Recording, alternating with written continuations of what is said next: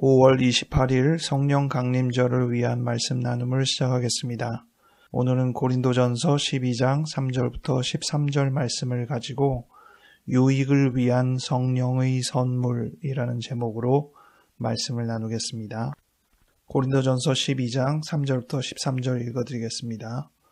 그러므로 내가 너희에게 알리노니 하나님의 영으로 말하는 자는 누구든지 예수를 저주할 자라 하지 아니하고 또 성령으로 아니하고는 누구든지 예수를 주시라 할 수 없느니라. 은사는 여러 가지나 성령은 같고 직분은 여러 가지나 주는 같으며 또 사역은 여러 가지나 모든 것을 모든 사람 가운데서 이루시는 하나님은 같으니 각 사람에게 성령을 나타내심은 유익하게 하려 하심이라.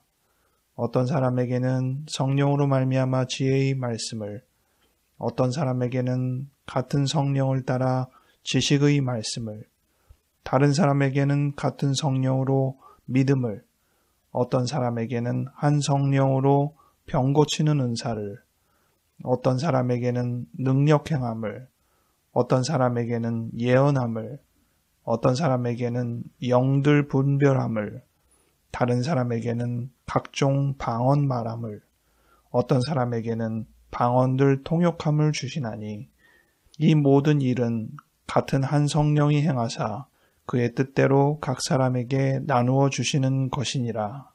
몸은 하나인데 많은 지체가 있고 몸의 지체가 많으나 한 몸임과 같이 그리스도도 그러하니라. 우리가 유대인이나 헬라인이나 종이나 자유인이나 다 한 성령으로 세례를 받아 한 몸이 되었고 또 다 한 성령을 마시게 하셨느니라. 아멘. 오늘은 오순절에 다락방에 모인 제자들이 기도하는 중에 성령의 임재가 있은 후 방언을 하는 역사적인 사실을 기념하는 성령 강림절입니다. 오늘 본문을 통해서 성령께서 하시는 활동에 대해서 다시 생각을 해보고자 합니다. 먼저 4절부터 6절 말씀에 성부, 성자, 성령이 다 한 분이라는 것을 확인할 수 있는 본문이 나옵니다. 은사는 여러 가지나 성령은 같고, 즉 한 성령에서 다양한 은사가 나왔다는 것입니다. 또 5절에 직분은 여러 가지나 주는 같으며 주님, 예수님은 같지만 그와 함께 직분은 여러 가지라는 것입니다. 또 사역은 여러 가지나 모든 것을 모든 사람 가운데서 이루시는 하나님은 같으니, 즉 성부 하나님은 한 분이시고 그 한 분과 관련된 사역 활동은 여러 가지라고 말하고 있습니다. 왜 하필이면 성령과 은사를, 또 주님과 직분을, 그리고 하나님과 사역을 연결시켰을까 궁금합니다. 이것이 서로 뒤바뀌어도 아무 상관이 없지 않을까 싶기도 하고요. 하지만 본문에서 어떤 의도를 가지고 성령은 은사와 또 주님은 직분과 또 하나님은 사역과 연결을 하였을 것이라고 생각을 합니다. 영어 성경에서 가장 무난하게 연결을 확인할 수 있는 것은 두 번째, 성자 예수와 직분과의 관계입니다. 한글에서는 그 의미가 좀 분명하게 살진 않는데 영어에서는 주님이 로드, 주인님이란 뜻이잖아요. 직분은 영어로 서비스 또는 어드미니스트레이션이라고 나와 있습니다. 한글 성경을 참고하면 직분 외에 다른 단어로 공동번역에서는 섬기는 직책, 또 우리말 성경에서는 임무, 새번역에서는 섬기는 일이라고 되어 있습니다. 우리가 서비스라고 섬기는 활동이라는 단어와 가장 가깝게 번역되어 있음을 알 수 있습니다. 직분하면 우리는 직책, 포지션 이런 의미를 생각하기가 더 쉬운데 지금 영어 성경의 원문은 그보다는 섬기는 활동, 섬기는 직책 이런 부분에 더 비중이 있는 것입니다. 그것이 왜 주님과 연결이 더 자연스러우냐? 섬기는 것은 주인을 섬기는 거거든요. 그래서 주인과 그 주인을 섬기는 일과 이 연결이 자연스럽습니다. 두 번째로 자연스럽다고 여기는 것은 성부 하나님과 사역, 활동에 대한 일입니다. 여기서 하나님은 God at work, 이루시는 하나님이라고 번역을 합니다. 즉 하나님의 일하심을 이야기를 하는 것이죠. 아버지께서 일하시니 나도 일한다. 예수님의 말씀을 기억하게 되는데요. 하나님은 활동하시는 것이고 그 활동과 함께하여 우리들이 같이 사역하는, working하는 일이 금방 떠오릅니다. 킹제임스 버전은 operation, 기능적인 활동을 의미하는 단어죠. 이러한 용어들이 사용되고 있습니다. 그래서 이것도 하나님의 활동하심과 그에 상응하는 우리들의 활동, 사역이 연결이 자연스럽습니다. 오늘 주된 본문에 해당되는 이 성령님과 은사에 대한 연결이 당장 처음에는 자연스러운 단어는 아닙니다. 성령이라는 스피릿이라는 단어가 어떤 특성을 주는지 당장 이 용어에서 발견되기는 어렵기 때문입니다. 그런데 이 은사라는 단어는 영어로 gift, 선물입니다. 공동 번역에는 은총의 선물이라고 번역되어 있고 새 번역에는 은혜의 선물이라고 번역되어 있습니다. 은사라는 단어보다는 어감상 그리고 의미상 더 쉽게 다가올 수 있는 단어가 선물입니다. 성령과 선물이라는 단어를 연결할 때 우리가 비로소 성령은 어떤 분이신가를 좀 더 깨달아 알 수 있는 기회가 되는 것입니다. 앞서서 이미 말씀드린 대로 예수님은 주님이시기 때문에 우리의 섬김을 받으시는 분이시고 또 하나님은 일하시는 분이시기 때문에 그와 함께 우리도 사역하는 것이고 성령께서는 주시는 분이기 때문에 맡겨주시는 분이기 때문에 우리는 그 성령의 선물을 받는 것입니다.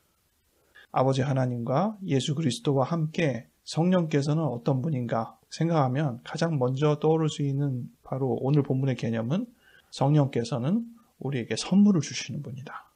그래서 오늘 제목을 유익을 위한 성령의 선물이라고 정했습니다. 7절과 11절이 우리에게 명료한 의미들을 알려주고 있습니다. 7절에는 두 부분이 적혀 있는데요. 각 사람에게 라고 되어 있습니다. 선물은 각자에게 고유하게 제공되는 것이라는 것이죠. 다 똑같은 선물을 주는 것이 아니라 각 사람 개별마다 특별한 선물을 제공한다는 것입니다. 그리고 그 선물은 유익함을 위하여 제공된다는 것입니다. 이 선물을 통하여 모두가 서로에게 유익이 되는 일이 생긴다는 것입니다. 그 다음 11절에 보면 한 성령이 행한다고 되어 있습니다.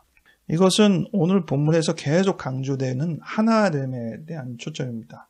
다양성이 있지만 그 다양성은 하나로부터 출발됐다는 겁니다. 선물은 다양한데 그 선물은 한 분이신 성령께서 제공하셨다는 것입니다. 그리고 그의 뜻대로 각 사람에게 나누어 주시는 것이라고 했습니다. 그러면 성령께서는 우리에게 어떤 선물을 줄지를 어떻게 결정하실까요? 오늘 본문대로라면 성령의 뜻대로 주시는 겁니다. 본인의 마음대로 우리 한 사람 한 사람에게 선물을 주시는 것이죠. 그런데 그냥 주실까요? 생각해보면 그렇지는 않을 것입니다. 성령께서는 우리에게 가장 걸맞는 선물을 주실 것입니다. 어떤 선물을 주느냐? 8절부터 9가지의 성령의 선물이 은사가 나열되어 있습니다. 첫 번째 지혜의 말씀, 두 번째 지식의 말씀, 이게 8절에 기록되어 있고요.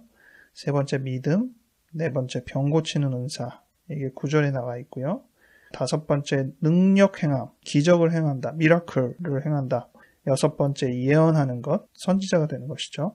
일곱 번째 영들을 분별하는 것, 여덟 번째 각종 방언을 말하는 것, 그리고 아홉 번째 방언을 통역하는 것이 10절에 나와 있습니다. 오늘 성령 강림절인데 성령께서 우리의 마음에 임하시면 당연히 우리에게 선물을 주시겠죠. 모두의 유익을 위해서. 그런데 우리에게 가장 걸맞는 선물을 주실 것이라는 겁니다. 그리고 어느 누구도 예외 없이 선물을 받는다는 것이죠. 그 선물이 서로 달라 보이긴 하지만 하나의 성령께서 우리에게 주셨다는 것이죠.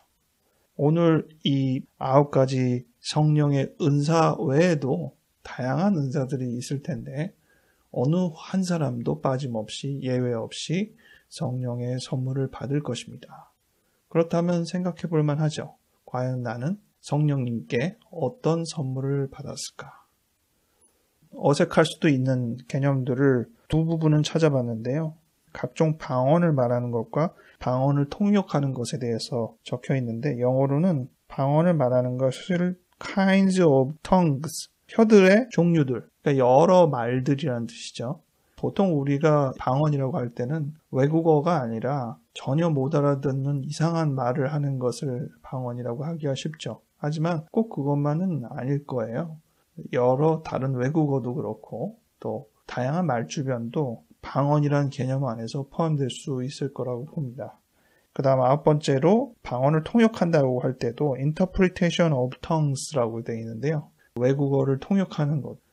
어떤 사람의 말을 다른 사람이 이해하기 쉽도록 해석하는 의미도 통역의 의미가 될 것입니다.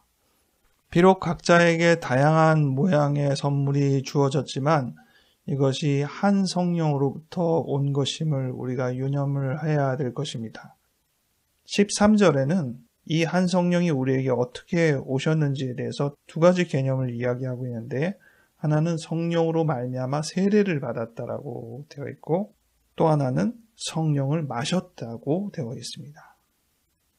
세례를 받는 것은 교회의 여러 예법 중에 하나일 수도 있고 예수님을 믿는 선언과 결단이라고 할 수도 있는데 그 다음 마신다라는 의미는 가장 대표적으로 우리가 생각할 때는 성찬식을 생각하게 될 테고 보통 우리는 성령을 받는다 이렇게 말을 합니다.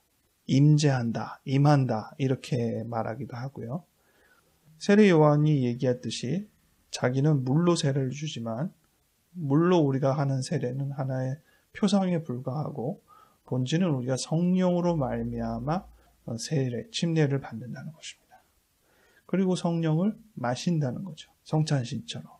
성령과 내가 온전히 하나가 된다는 의미를 생각해 볼 필요가 있겠습니다.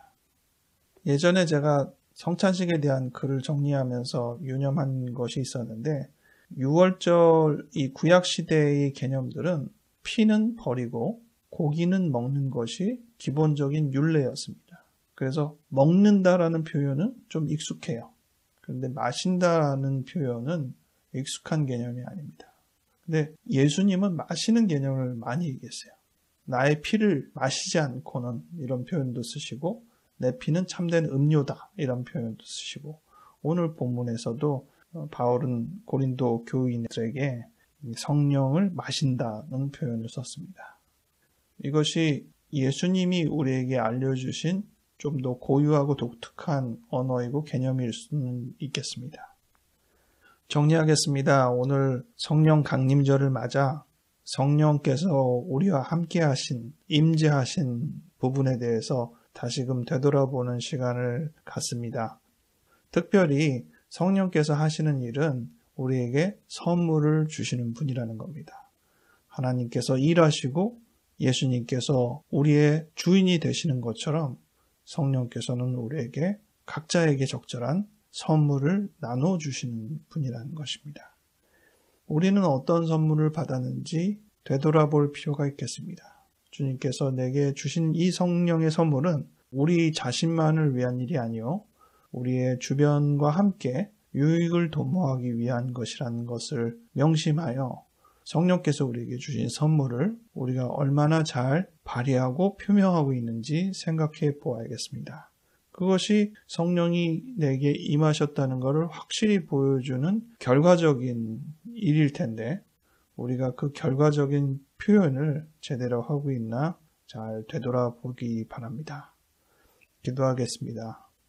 주님 약속하신 대로 오순절에 기도하는 제자들에게 불의 혀같이 성령이 임하셨던 일을 우리가 기억하며 이 성령 강림절 시간을 갖습니다. 오늘 말씀을 통하여 성령께서는 우리에게 선물을 주시는 분이라는 것을 새삼 생각합니다. 성령 한 분께서 우리 각 사람에게 다양한 모양대로 각자에게 잘 맞는 선물을 나눠주신 것을 기억합니다.